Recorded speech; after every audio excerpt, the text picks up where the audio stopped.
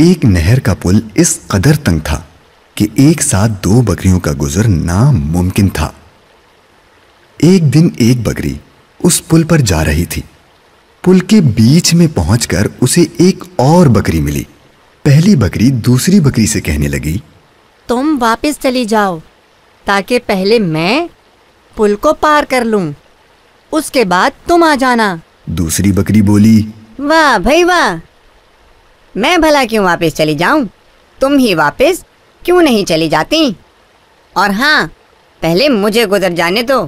پہلی بکری نے اکڑ کے جواب دیا، تمہیں واپس جانا پڑے گا کیونکہ میں تم سے زیادہ طاقتور ہوں۔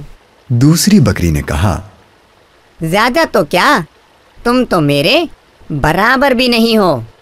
پہلی بکری کو یہ سن کر غصہ آ گیا، جھنجھلا کر بولی، اچھا، اس کا پتہ ابھی لگ جائے گا۔ یہ کہہ کر اس نے لڑنے کے لیے اپنے سینگ نیچے جھکا لیے، اور پھر دوسری بکری نے اسے روکتے ہوئے کہا، ٹھہرو ٹھہرو، دیکھو، لڑنے سے کوئی فائدہ نہیں۔ اگر ہم لڑیں گے تو دونوں نہر میں گر کر ڈوب جائیں گے۔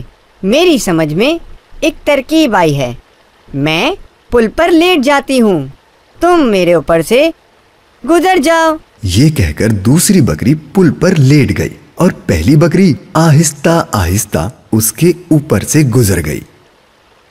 اس کے بعد دوسری بکری بھی آرام سے پل پار کر گئی۔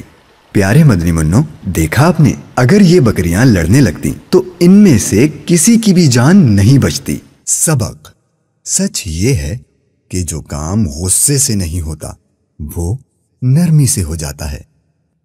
فرمان مصطفیٰ صلی اللہ تعالی علیہ وآلہ وسلم ام المؤمنین حضرت سیدتنا عائشہ صدیقہ رضی اللہ تعالی عنہا سے ارشاد فرمایا، جس شخص کو نرمی سے حصہ ملا اسے دنیا و آخرت کی بھلائی سے حصہ ملا، اور جو شخص نرمی سے محروم رہا وہ دنیا و آخرت کی بھلائی سے محروم رہا۔